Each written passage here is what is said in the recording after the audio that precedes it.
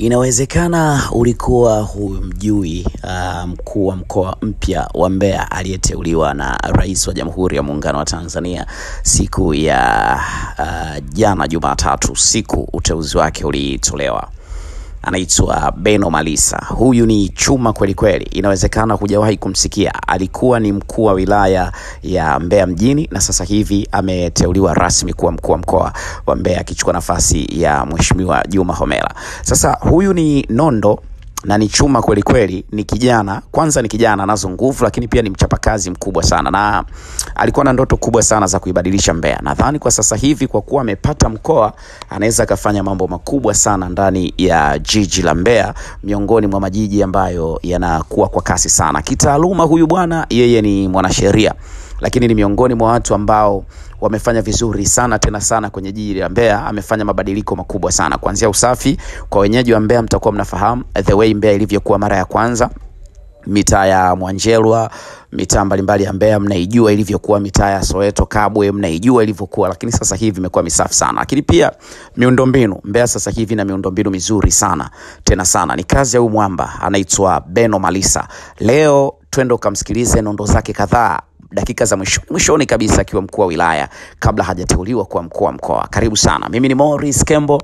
Usiache kusubscribe kwenye YouTube channel yetu kwa habari nyingi sana ambazo utaendelea kuzipata hapa. Karibu. Mkuu wa wilaya, namba picha.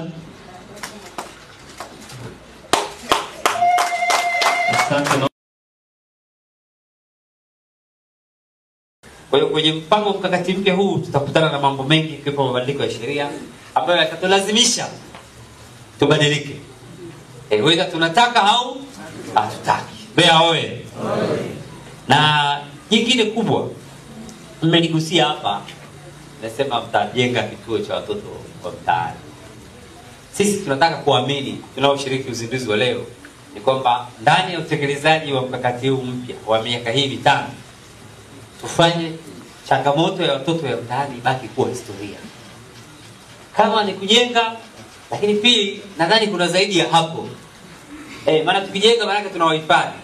Mbeya ni jiji liko katikati ya mikoa 7. Sasa maana wataendelea kuja, watajaa, utafanyaje? Lazima tuwe tuna mikakati ya kuwaingiza, kuwa train na kuwatoa kama watu wengine sasa. Sio watu wa kwenda kuzururu. Mbeya oye. Nadhani hapo tutakuwa tumetibu tatizo na tutaweka jiji letu salama zaidi. Hili la tatu, jiji letu bado ni kubwa kibiashara na linaendelea kukua kila siku.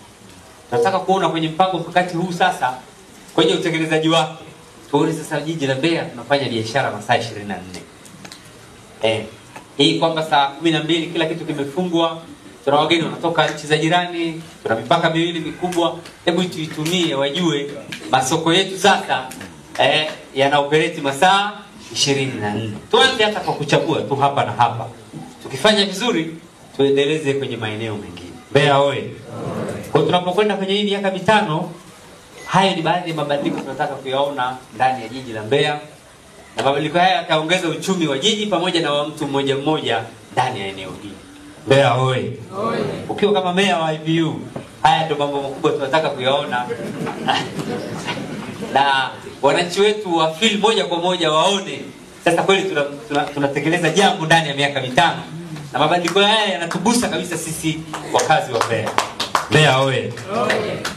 Mambo mawili tu makubwa ambayo ni ya kusisitiza. Moja, tuongeze mahusiano na makundi yetu ya kijamii. Ile ni eneo nyeti sana.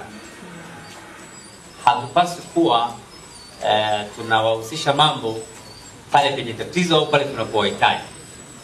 Nadhani tunahitajiana wakati wote, tuhakikishe kila jambo letu makundi ya kijamii yanashiriki, yanalisapoti na yanalielewa. Mbeya oye. Tuna mahusiano mazuri na makundi ya kiimani kwa maana ya madhehebu ya dini, viongozi wa kimila, wa machinga kwa maana ya shiuma, viongozi wa masoko, vijana wa makundi yote. Lakini tunahitaji kuongeza ushirikiano. Wao waone ni pati ya sisi na sisi tuone wao ni pati yetu. Mbeya oye. Hili tunahitaji tuliwekee msisitizo kidogo kwa maana ya mustakabali mzima kwa kimahusiano na kutekeleza yale ambayo tumeyapanga bila changamoto yoyote. Mbeya oye! Na tukifanya hivyo wataoni huu mkakati, na wakisha uoni kuwa kwao, basi shughuli imeisha. Mbeya oye! Mabadiliko makubwa yanakuja. Na stendi mpya, tuna soko jipya na mengine mengi. Hapa tuzungumzie na nne kwa tumeshaisema sana. Haya yote yanakwenda kufanya jiji letu liwe la kisasa zaidi. Kwa hiyo tuna kila sababu ya kuhakikisha na watu wetu akili zao zinabadilika na kuwa za kisasa. Tusiendelee kuoperate vile vile tulivyozoea au katika utaratibu ambao umepitwa na wakati kwa sasa. Na Mheshimiwa Meya, nadhani moja ya jambo ambalo litatufurahisha sana ni pia kusababisha jiji letu liwe ni smart city. Tuone jiji letu sasa mitandao inapatikana, yako maeneo ambayo wanafunzi wanaweza wakakaa wanapata internet bure. Maana ndio dunia inakoelekea. Mbeya oye! Sababu mikoa mingine wote hawajafanya, majiji mengine, basi sisi tuwe wa kwanza. Tuone Mbeya inakwenda kuwa a smart city 100%. Aidha, katika mpango mkakati uliopita, mambo ambayo yalihitaji maboresho ni pamoja na miundombinu ya halmashauri, muundo wa halmashauri, mifumo ya chakula kuwepo katika mpango mkakati, kwa sababu mpango mkakati uliopita ukuwepo. Kwa hiyo mpango mkakati mpya uliamua kujumuisha uwepo wa mifumo ya chakula mashuleni. Ndugu mgeni rasmi, katika maandalizi ya mpango mkakati huu umezingatia ilani ya uchaguzi ya Chama cha Mapinduzi, dira ya taifa ya miaka 25, mpango endelevu wa awamu ya 3, mpango wa ushirikiano wa ubia wa sekta binafsi yani PPP, sheria, sera, miongozo mbalimbali na maelekezo yote ya serikali. Eneo la pili tunalielezea, ndugu mgeni rasmi, ni mbinu zilizotumika katika maandalizi ya mpango huu. Katika maandalizi ya mpango mkakati huu, mbinu zilizotumika ni mbinu shirikishi, ambapo wadau mbalimbali walishirikishwa kuanzia kuchukua maoni wadau mbalimbali kama vile waheshimiwa madiwani, wawakilishi wa vikundi vya wanawake, vijana, watu wenye ulemavu ambao leo mmewaona, wafanya biashara, watu maarufu, machifu, watumishi wa umma,